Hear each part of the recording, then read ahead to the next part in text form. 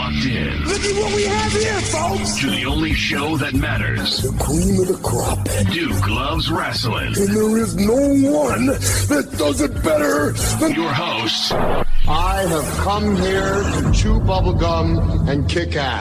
The Duke. And I'm all out of bubblegum.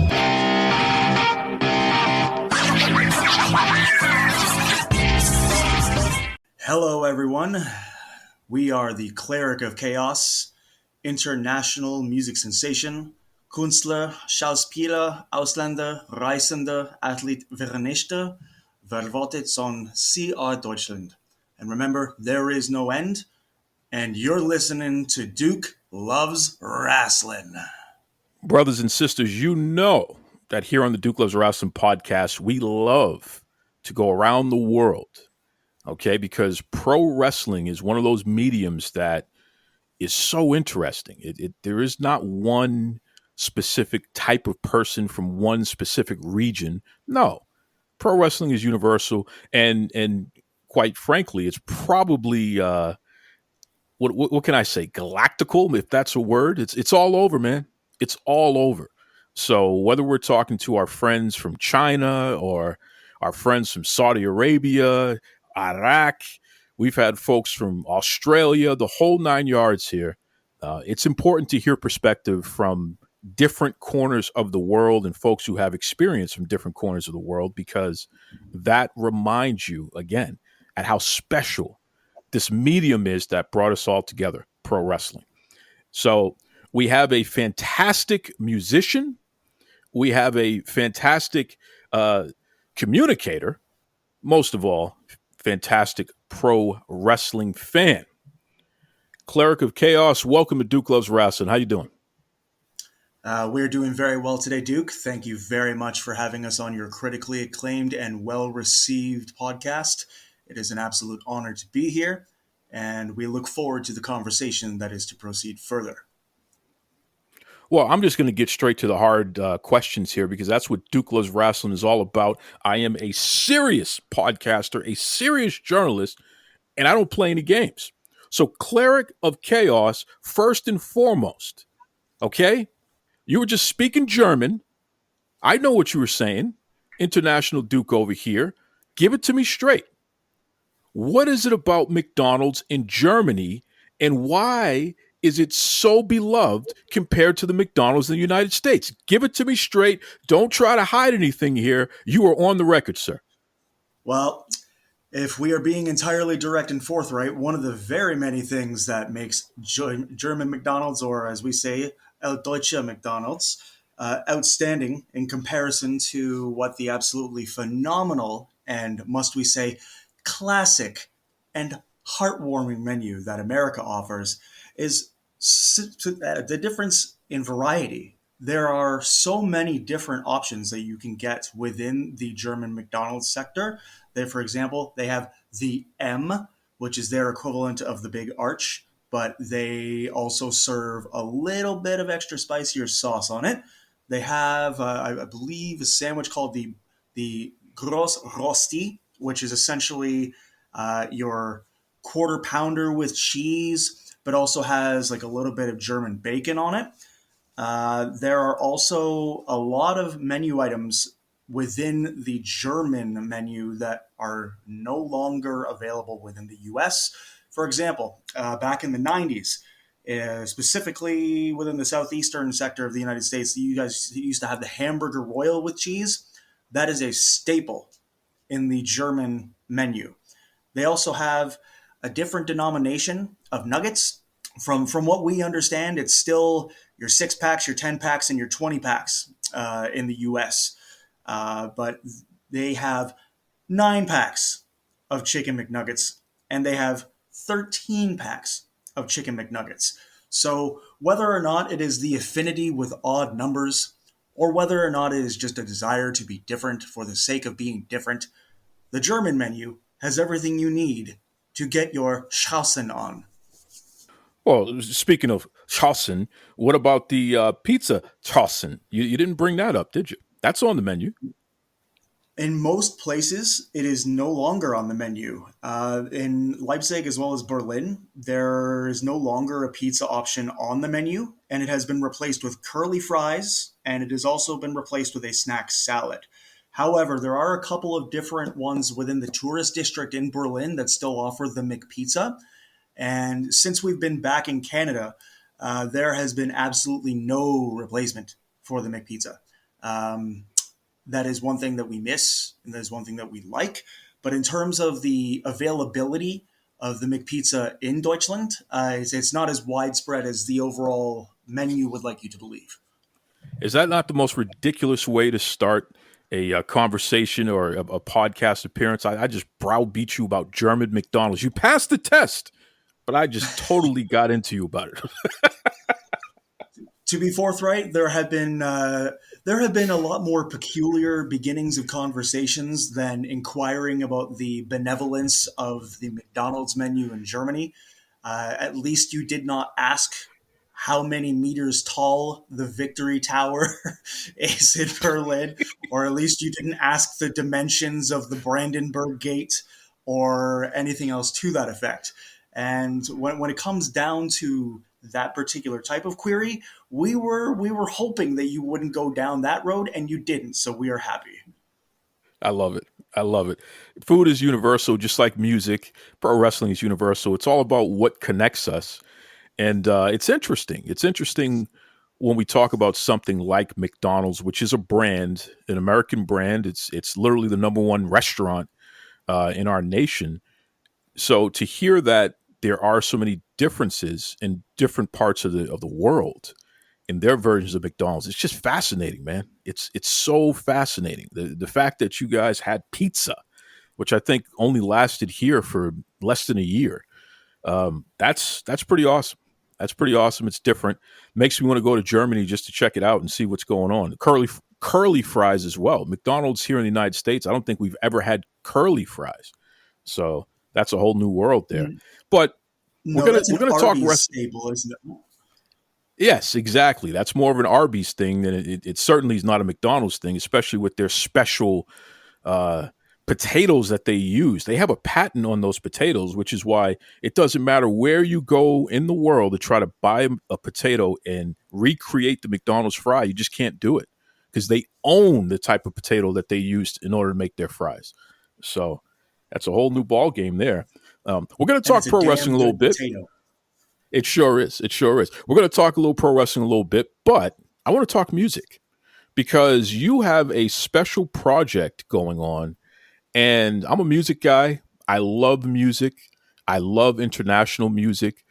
I love sad music. I love happy music. I want to dance. I want to sit around. I want to drive. It doesn't matter, man. I am a music buff, big music fan. So let's talk about it. What do you have going on the music scene there? Well, with respect to exactly what you mentioned as it pertains to music being universal, to quote the ever so lovely American band out of Omaha, Nebraska that moved over to Los Angeles, California, the band 311, life is a universal pulse. There is many, many opportunities for people to feel and enjoy and consume. And to expound upon your statement about our recent project and our latest developments, we're currently working on several things. Now, you have had the opportunity to listen to a couple of our tracks, and we are very grateful for that. We appreciate anyone, regardless of location, regardless of infrastructure, regardless of type of device, anyone who takes even just a moment of their time to check out anything that we do, we are greatly appreciative. Our current project, the one that you are mentioning, is indeed what would normally be categorized as an EDM/metal hybrid, but we would categorize it more as metal electronic. So in addition to currently taking care of doing as many covers as we can of some of the people that A, inspired us, B, people that are, we believe, almost fully responsible for us still being active in the music industry today, Wayne Static being one. There are a lot of different types of elements that we are trying to combine. The project specifically that you are referring to is a project that we are going to be releasing on our earthly birthday of the 20th of April of this year. It is going to be called Assimilation, and it is going to be a follow-up to the Invasion album that we released this past Monday. As it pertains to the type of music, the type of sound, as mentioned before, it is going to have a heavy electronic focus. We will be essentially utilizing our keyboard, our drums, our bass, maybe a little bit of guitar here and there. And overall, when it comes down to that project, compared to the Invasion album that we released this past Monday, it is going to follow a tune. It is going to follow a certain level of succession in ideology, both in extraterrestrial nature as well as in a global nature, in fighting the assimilation that one must ultimately endure in order to be able to survive in a cold, dark, black world such as this, that we always try to avoid the scary side, the spooky side, the uncertain sides, where we walk down the street. And as you mentioned, you don't want to walk into Vito in a dark alley. Absolutely not. But even just walking around at 2, 3 a.m. used to be something you could do in most cities with no problem. But as we stand here in this particular lovely day of 2025, it is becoming a problem for most people. So with this particular album, despite the lack of vocals, we are looking to implement a feeling of comfort, a feeling of courage, a feeling of strength, and a feeling of we can take on the world. We will destroy it by any means necessary if it will not bow to our whim, and we will do all that we can in order to ensure that each and every single soul in whom feels the electric and feels the absolute annihilative pulse understands that they can and will achieve anything.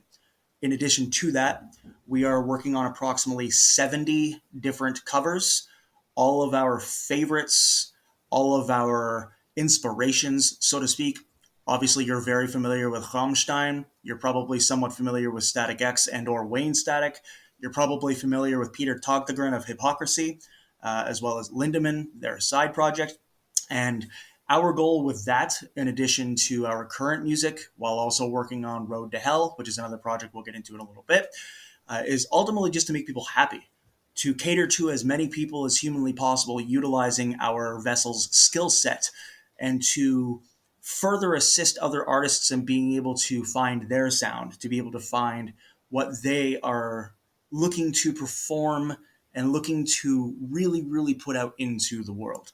So essentially, with that segment of the rambling complete, to be succinct and to provide an in conclusion, the Assimilation album is our most latest project. It will release on the 20th of April, 2025.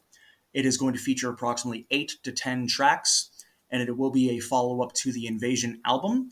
And the last 2 tracks or so are probably going to feature some of our favorite metal riffs that we've ever done.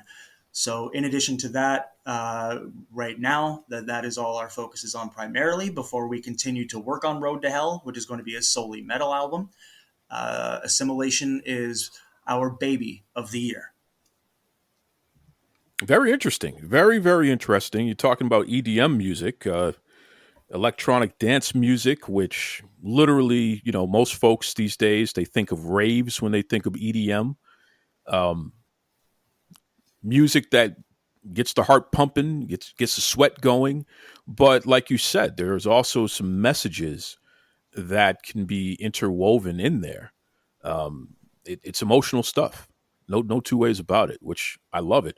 I want to talk to you about inspiration. And I'm going to tell you a story before we get into it. When I was in college, freshman year, I had a guy in one of my classes named Nick, German guy. He was a chef at a very ritzy restaurant that was actually in the basement level of a larger restaurant. So this was like the underground joint that all the, rich dignitaries, when they were in town from wherever they were around the world, they would go down into this place and they know that they could, have a quiet time away from media and prying eyes and enjoy a good meal, a good drink. And over the weekends, there'd be a live jazz band, the whole 9 yards. It was great. And he we hit it off so well that he would invite me to the restaurant, make different things, and have a good time, which was fantastic. Later on in the year, he said, Duke, why don't you come? We're having a house party. Come and hang out with some of my friends. And I was like, yeah, sure, no problem. House party. So I'm expecting to walk into this place and just hear house music, EDM, all that good stuff there. And sure enough, when I walked in initially, that's exactly what was playing. And you had folks from Russia and Germany and different parts of Europe for the most part. I was one of the few Americans, like I'm born and raised in America. I was one of the few Americans in the building, and there was a whole lot of people there. Well, somebody says, hold on a second, turn this off. They said, let's play the real good stuff. And next thing I know, they're playing Sam Cooke. And I'm like, wait a second. And I'm talking like digging in the crates, early Sam Cooke. And they're dancing their asses off. And everyone is singing at the top of their lungs. These are young people, man. We're talking 20, 21, 22-year-olds. And I'm just sitting here thinking to myself, like, wow, we're all kids. We're all younger people at this point. But it's like, wow, these kids from other parts of the world, they really care about the foundation of music. And they know their music. They know R&B. They know soul. And they know the classics. And it's not a joke. It's not a game. This is legitimately something that matters to them. And it gave me a newfound respect just from, it's like, wow, if you care that much about the history, then you're somebody that I could definitely be friends with and definitely move forward in life with, because you get it. In order to understand where we are and where we're going, we must first look backwards and see where we were, right? So again, these are huge music fans. They could listen to anything. They wanted to listen to Sam Cooke and Aretha Franklin and all that type of stuff there. I wonder about your influences. Was that just a coincidence, this party that I went to, or from a cultural standpoint, old school music, how much does that influence EDM and you in particular? So, to expound upon your experience enjoying Sam Cooke at a party, to be forthright, Sam Cooke, as well as like Louis Armstrong, Miles Davis, as you mentioned, Aretha Franklin, they mean a lot to German culture, and especially to German music enjoyers, like individuals who still have vinyl, individuals who still have gramophones. They will throw on a Sam Cooke album before they'll throw on a late 90s Ace of Base album, or even a 70s ABBA album. And correct us if we're wrong, but as far as Sam Cooke goes, when he was working within the 1950s, in the early 1950s with the Soul Stirrers, he really didn't hit his full stride yet until about, I'd say, 1956, when he released his very first solo single, correct us if I believe it was Lovable. And after that, he hit an absolute international echelon. And all the way through up until 1964, it was just, and forgive the current pun, but banger after banger after banger. And it wasn't really fully appreciated, at least on the Euro side, and I can only speak for East Germany because that's where most of our family resided before. As the North Americans put the fall of the Berlin Wall, there was a lot of, let's just say, covert music listening. A lot of the movies that will show forbidden music, forbidden literature, a lot of those parties, people would be listening to early R&B. A lot of people would be listening to a lot of early soul. A lot of people would be listening to Isaac Hayes. A lot of people would be listening to things that got them to feel, things that the disco technique would not allow them to listen to at the time. So in order for these people, or even these early musicians, to really fully get a grasp, they would have to go outside of the country. They would then have to purchase these albums within one of the surrounding states or within one of the surrounding countries, or they would have to have it provided to them via shipment from either North America or other parts in Europe, which, as you are fully aware, was a lot more dangerous because of the secret police and because of the wall and because of everything needing to be verified and checked. But as far as that goes, it is a constant. And even to this day, a lot of German colleges, a lot of German university frat groups, before putting on your Despositos, before putting on your Pitbulls, before putting on your Kanye's, your Kendrick Lamar's, they will put on a Miles Davis album before they put on a Kanye album. It's not necessarily because Kanye isn't a good artist. It's because a lot of these particular areas of people really, really appreciate and really invest their time in the earlier music so they can gain an understanding and an appreciation to where it's going. You mentioned inspirations. You mentioned who we are inspired by and who essentially drives us to do what we do. The top 4 cornerstones, in no particular order, because it would be unfair to place one over the other, in our opinion. Our dear friend Wayne Static, who passed away on the 1st of November 2014. He is literally one of the reasons why we ever worked in Los Angeles, California back in the early 2000s. A young teenager fleeing his current situation at the time with his biological parents in Canada, looking to just figure out however he could figure out, was really, really good at guitar, was really, really good at drums, and was really coming into his own on vocals. Didn't really have a lot of opportunity where we were. So we were lucky to have a couple of friends who were constantly going back and forth between Brooklyn, Queens, a couple of areas in South Chicago, and they would regularly go to Los Angeles. So around 2006 came an opportunity for us to go to Southern California for the very first time. And it was during this time that we went to the Whiskey A Go-Go. And for several months while we were there, living at 807 Flower Street, the Artist Mansion in Los Angeles, California, we had the opportunity to do very, very base instrument tech just to get our foot in the door. Basically, you know what an instrument tech is. Tune the guitars, make sure the drums are working, make sure everything is all set up properly, making sure that there are not going to be any glitches or setups before the performances. We had an opportunity to play a little bit, mess around with the instruments, and it just so happened that Wayne Static and at the time Koichi Fukuda were in the green room. They were preparing and they were getting ready for their sound check. Wayne asked us directly as to whether or not we had been playing for a long time. And we were fully transparent in stating we've been playing for about 8 years and this and that. He asked us where we're from, advised him Germany by way of Leipzig, currently residing in Toronto, Ontario, Canada. And he took about a good 10 minutes to ask us what our inspirations were, what we were looking to do, where we were looking to go, what kind of music we ultimately wanted to do. And our primary focus has always been on the proverbial, either the melodic death metal, so your Hypocrisies, your Children of Bedoms, your Sepulturas, and we always wanted to be a hybrid of your Eiffel 65s, of your Tiestos, of your Deadmau5s.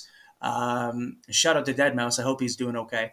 But in terms of the inspiration, Wayne was probably the very first person in the music industry to actually take us seriously.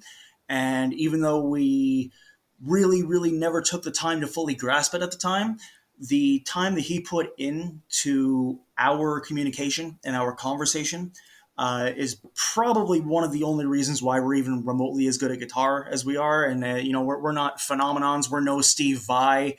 But at the same time, with the type of feedback that we receive when we do an occasional live show or when we stand in for another band, we're always very happy to hear that people enjoy what we play. And to expound succinctly upon the other inspirations, there's a little bit less of a story there.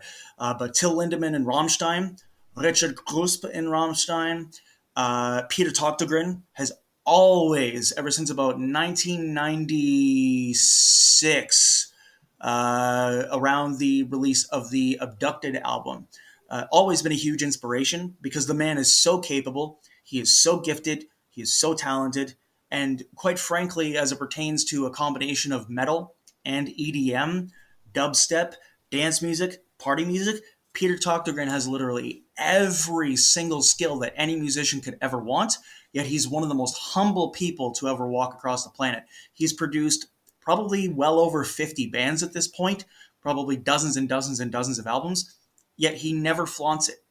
He never jumps up on a pedestal and says, look at what I did. Look at this band. They're only here because of me. No, he's one of those, I'll help you in silence, and if it helps you, it helps you. And if it does, great. But if it doesn't, we tried our best sort of situations. He's always been a very, very strong kind of focus in that regard. He even reposted one of our covers that we did about a year and a half ago. And that literally, that brought our heart into realizing that, hey, yeah, maybe we're kind of good at this thing.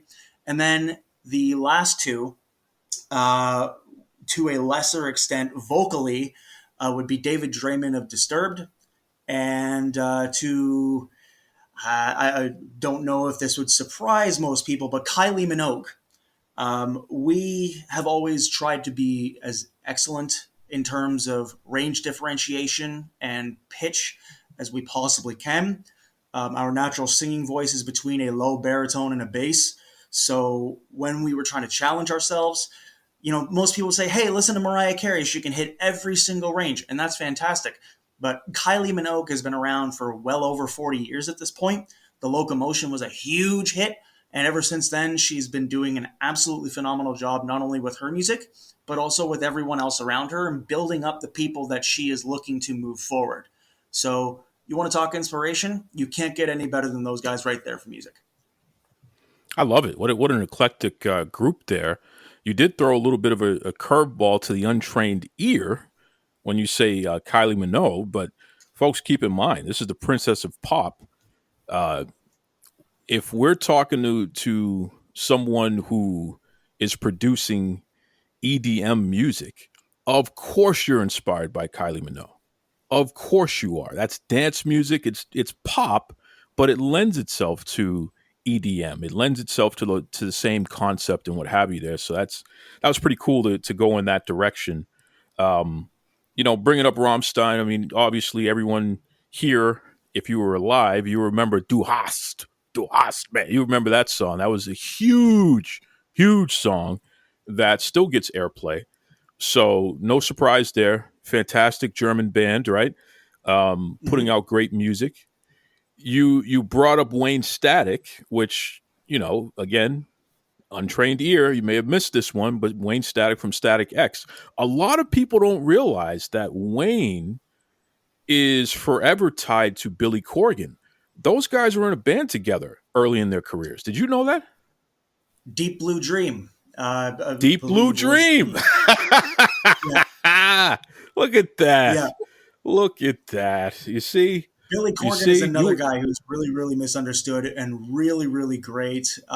We've never had the opportunity to work with him or meet him personally or professionally. But in terms of what both he and Wayne did, as you literally just mentioned, he needs to have his place cemented in music history. He's done a lot for a lot of different people. He's also helped a lot of people as it pertains to finding their sound, as well as getting deals to where not sure if he wants us saying this, because again, we don't know him personally, but we're the kinds of people that, as well as being great communicators, we're great researchers and we are great investigators. He has helped dozens of people who would not normally have the financial means to do music for a living. So as it pertains to Wayne Static and Billy Corgan and Deep Blue Dream, we are literally marking out that you brought that up. Yeah, see, I'm telling you, music is universal, and you never know what you're going to get when you talk to people. Never judge a book by its cover. I'm into it, man. I'm into metal. I'm into death metal. I'm into EDM. I don't necessarily know as much of the newer stuff as one would think, but that's what all different genres of music. I find myself listening to more podcasts and newer music per se, but I love my classics. And certainly everything that we just mentioned falls into the classic category there. But let's get back to your stuff, though, in particular, because I got a crazy question for you. Think of a wrestler, Let's say we got a pro wrestler in the WWE, big hulking son of a gun. They need theme music that is going to make an impression on the crowd. When it comes to your latest project, give me one song in particular that a monster can come out to, and immediately fans are going to be like, yeah, that person means business. Braun Strowman, Evil Rises. Or to expound upon that, if you're looking for giant monsters outside of the obvious, I would more than likely state that Omos and Conquered would likely be an outstanding pick because the riffs, the 2/4 time, the fact that it's slow, it's brooding, but also has the right amount of variation in order for the intro to really, really fully connect with the fans before the performer makes their way out. And then as they make their way out, they do their theatrics, their gestures. It would fall in line perfectly with respect to what their entrances would necessitate. If Ilya Dragunov was a foot bigger, our personal and current favorite, we would more than likely associate Discovery or one of our current international popular like features, let's say Midnight Dreams with a metal kick to it. So Braun Strowman and Omos would be the first two that we would think. I love it. I love it. And I appreciate the fact that you brought both of them up because that's exactly who I was thinking of. So that's good stuff there. I love that. What does pro wrestling mean to you, especially within your pursuit of music? I mean, this is something that you're serious about. You've been doing for years. This is your profession. How does pro wrestling tie into that? Pro wrestling ties in a litany of ways. And we went to the American English School of I'll use my credit card and do you have any non-dairy creamer? So we'll try and state it like this. Music and professional wrestling are forever intertwined since the days of Real American, since the days of using licensed music back in the late 70s / mid 80s. Hulk Hogan used to come out to Survivor. The Ultimate Warrior in some markets used to use Twisted Sister. Music and pro wrestling go hand in hand, but speaking specifically on pro wrestling, it is a love affair that we have had ever since our first active memory of watching WrestleMania 6 with our biological parents and thinking to ourselves just how much we love Kurt Hennig, and thinking to even this day as we grew older, and we were just about 2 in 1990 around WrestleMania 6, just about to turn 2. But the one thing that still hits clear to us is the bright colors, the pomp and circumstance, pardon the Randy Savage pun, the overall presentation, the appeal. And when we were a young child, in addition to wanting to focus on a career in music, we also wanted to focus on a career in wrestling. Unfortunately, over the course of many years, and after training in Atlanta for a period of time between 2007 and 2008, training in rural Canada for a little part of 2009, our body, this lovely vessel that we are currently speaking to you from right now, was not really capable of, for lack of better terms, staying healthy. We sustained a lot of severe injuries throughout our time, and despite trying to numerous times between 2011 and even to this day, even though at this point a lot of people would say that our vessel is too old to even bother trying to be a wrestler at this point, 36 years old, we always wanted to be a type of professional wrestler that would change the mold, that would essentially break the overall idea of what it was to be a professional wrestler. Not necessarily just with a moveset, sorry CM Punk, not necessarily just with the approach or style or the delivery, but the overall presentation. Ever since we were a kid, there have been numerous people around us who have told us quite bluntly that we need to be in media, or we need to be in wrestling, or we need to have a microphone in our hands because we are just the kinds of people in whom even speaking at a moderate tone is capable of engaging and holding a crowd in the palm of our hands. So it was those people throughout the course of time that kept us trying to come back and trying to come back and trying to come back. But neck injuries and having a completely destroyed C2 vertebrae and having a very, very, very poor L4, L5, S1 vertebrae right now, and literally currently recovering from partial paralysis, to which we're going to be undergoing lovely surgery about March-ish. We'll get to that at some other point, maybe later on down the line. But to put a long story short, our love affair with professional wrestling has been lifelong. We have always found a way to squeeze it into our lives, whether it be bringing a tablet somewhere or having a couple of DVDs and a portable DVD player when we're on a trip. We would always watch old Royal Rumbles. We would always watch old Mid-South wrestling from the 80s. We would watch old NWA from the 1960s and the 1970s. All Japan, New Japan, and even Noah GHC from the 80s all the way up until the early 2000s. Kenta Kobashi, Mitsuharu Misawa, to some extent Junichiro Tenryu, Jumbo Tsuruta are probably the top four that we can think of right now that really, really kind of hit us in the face with just their level of charisma, with their level of personality, with their level of delivery and performance.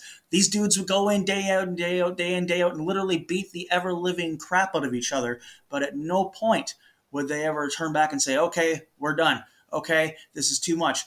Okay, we are hurt. No, they kept going. So even to this day, regardless of what we face, we still have some semblance of hope that maybe we'll be able to step in a ring on a somewhat independent level some point in the future. Because with guys like AJ Styles, guys like even John Cena to a lesser extent, guys like, hell, even Jeff Jarrett, good old Double J. There are so many people in whom are extending their lifespans in professional wrestling right now. Rey Mysterio just underwent laser therapy at 50 years old, so you know he's still going to be flying around for the next 5 to 10 years. There are people who break the mold. There are people who continue to push and push and push those goalposts in a way that in other professions like your baseballs, like your hockeys, like your basketballs, would not normally be possible. Tom Brady wasn't able to go forever, and that's unfortunate. Eli Manning wasn't able to go forever. Peyton Manning wasn't able to go forever. I mean, Jerry Rice was not able to go forever. But the reality behind it is that professional wrestling is one of those beasts to where you can work around some of these injuries. You can work around some of these things. So over the course of time, and to be fully transparent with you, we, over the course of, I'd say, last 20, 22 years, we have been the type of vessel to not necessarily deal with, don't want to use the term criticism, but we will be overly nice with people in any medium, whether it be wrestling, whether it be music, whether it be just general conversation.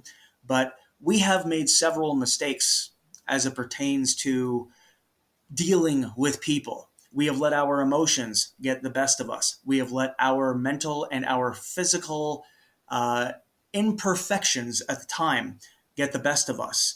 And we have not been a patron saint our entire lives, but throughout the overall scope of dealing with pro wrestling and even people and this and that, it is absolutely something to where we always will hold a special place for it in our heart. One day there may be a spot for us as a manager or as a mouthpiece somewhere, which would be fantastic. Even to announce somewhere would be great. But we also understand that in order to succeed in that particular type of sect, you have to have a thick skin. And we regrettably, over the course of time, have gotten on our guard, our defenses, our hind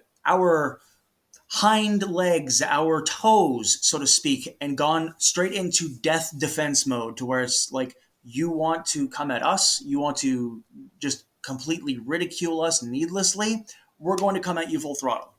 So over the course of time, in dealing with people and in dealing with situations in media and in professional wrestling, media hasn't really been a big deal, whether it be in music, whether it be in any of the choreography that we do, whether it be in any of the producing, or whether it be in any of the like technical work or in any of the promotion work we do.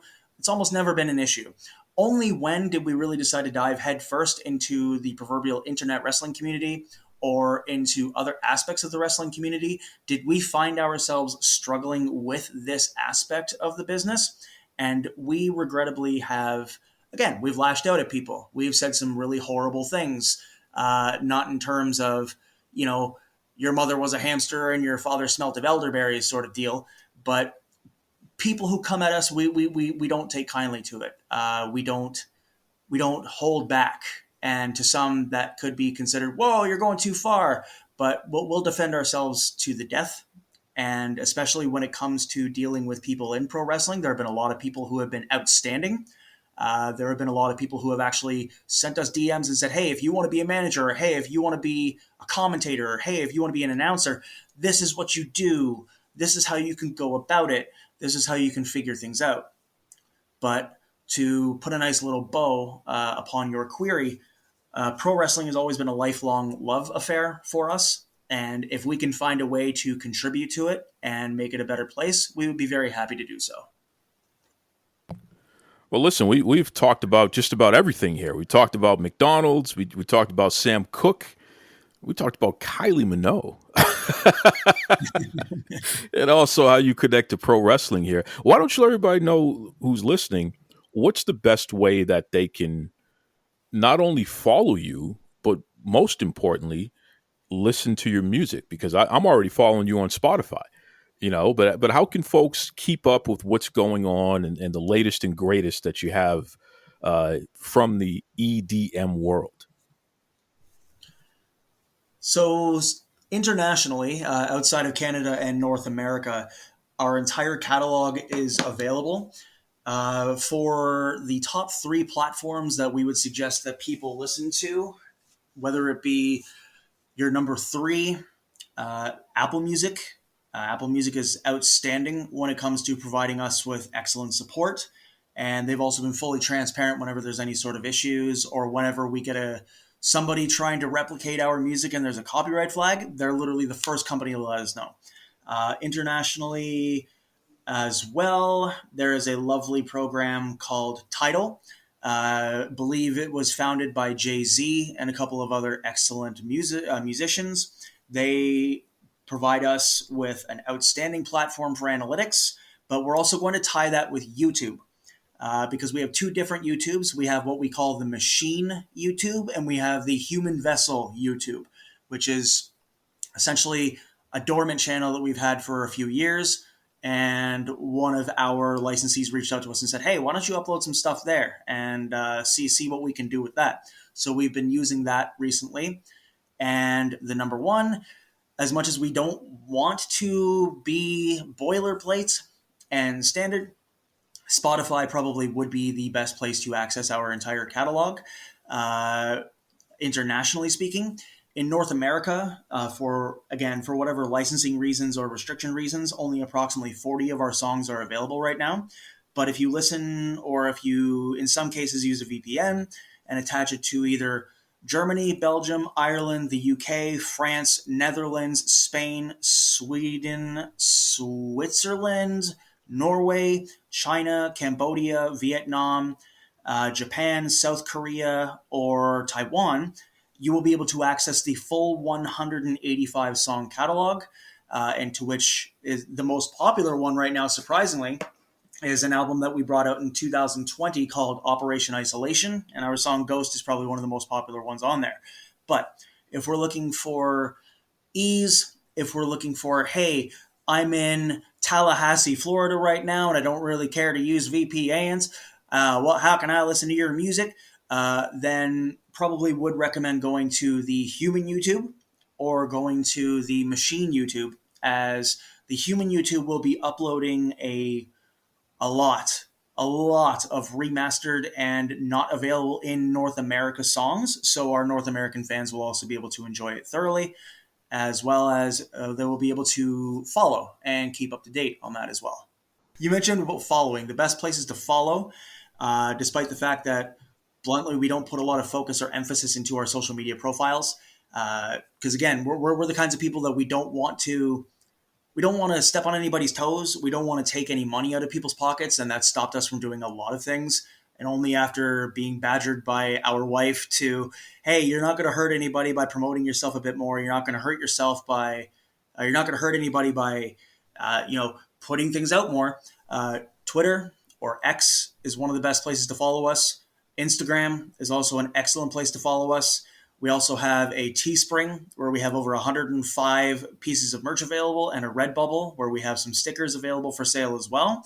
So if you follow those platforms, they are also automatically connected to our music platforms, and our link tree has literally tons of different ways that you can access and follow us. All you got to do is go to the Twitter, and it's right at the top of the bio. Listen, this has been the most Duke Loves Rasslin conversation that we've had in a long time. It's a mixed bag of just great stuff. Shows that the pro wrestling fandom space is so diverse. I love it. We talked about music and food, my two favorite things, and of course, wrestling, my number one favorite thing. I appreciate you. Now, listen, you got to come back, though, and let me know how the surgery goes, because that sounds pretty serious. To be direct with you, Duke, it's not something that we really wanted to put out into the ether in this type of medium. However, upon the advice and suggestion / recommendation of one, our wife, this vessel's wife more specifically, our family, and some of the people that we work with within music, identified that it may be a good idea to find a way to put it out into the ether that we are currently dealing with this situation. As there are quite a few people who will state, hey, well, why don't you come on down and take care of this? And it's a little bit difficult to explain that it might take a little while, because only having about the use of 40% of one leg and, good portion of the back being numb and the neck and all that, it's something that we are still coming to terms with and still coming to grips with. In terms of this medium specifically, we kind of apologize for bringing it up in that respect. But the surgery is not going to be too vast. To summarize, it is going to be a nerve decompression surgery. We go for further analytics and assessments over the next couple of weeks to determine what kind of surgery is going to be required and or necessitated. Only a 6-month recovery time is what we're hoping for, because we are an athlete. This vessel exercises, trains regularly, doing parkour, doing shuttle runs, high interval impact training, and a lot of different forms of resistance and weightlifting training. It is absolutely eating us alive that we can't do the majority of that right now. So we will be more than happy to pop back on to provide you with an update, and also to perhaps provide you with a lovely sampling of some music we may make specifically for you, because there is a lot of time that we have on our hands right now. And one of the things that we like to do to show appreciation is just to make a song or two for a friend or two and just send it to them, and then it's theirs. Not putting it to any platform or anything else like that, but just making a nice little WAV file about 35 to 40 megabytes in size, compressing it down to an MP3 that's between 5 to 10 megabytes, so it's able to be sent via email, and then bam, bang, boom, it's all yours. So we appreciate extensively the sentiments that you are putting forth and the care that you are putting forth, and we will be more than happy to pop back on after our surgery is complete. I'm going to hold you to it, certainly, and if you want to send a song, it'll get played here, so keep that in mind as well. But this is a lovely conversation. It is so refreshing to speak to somebody who has a global view and is able to speak, from an informed standpoint on so many different topics. I mean, that's truly, you are a compliment to the pro wrestling fandom community, and I appreciate you. And I'm not going to let you go yet until you say more to your wife, not about your wife, to your wife. Give that lovely lady a shout out, please. Dearest, beautiful kitten angel, Understand that you are one of the reasons why this vessel is able to keep going. The spirit, the benevolence, the power, the absolute undying empathy, respect, care, compassion, and love that you provide this vessel will never, ever be understated. It will never be forgotten, and it will always serve as a form of motivation for anything that we choose to do going forward, whether it be when we acquire our lovely, delicious condo, whether it be in downtown Toronto, Canada, downtown Berlin, downtown Leipzig, or downtown New York City. The point is irrelevant. You are one of the primary reasons why this vessel is as successful as he is, why some people still find him to be a point of benevolence, and why some people still think he's an okay sort of guy. And without you, not only would this vessel not be the same vessel that he is, but he would also not have the full understanding and the full area of perspective on global views and being able to empathize with as many people as he has been able to empathize with, as many people he has been able to help, as many strong messages of support and brilliance that have been put forth beyond these vocal cords would not be possible without you. And Kitten, we know you are going to be listening, so we want to be direct in telling you that we love you, we will always care for you, and we will always do our best to do right by you. Strictly for the culture every day. Step in style in your unique way. Patterns and colors so defined. All about the perfect line. Be yourself, let your spirit fly. In this fashion, you'll touch the sky. Strictly for the culture, brand so fine. Dress to impress and show your shine. Strictly for the culture, every day. Step in style in your unique way.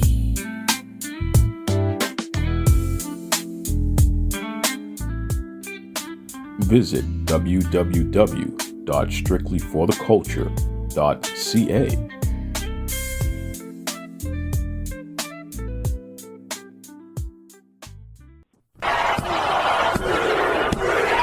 This is Tony Schiavone, and we're desperately out of time on Duke Loves Wrestling.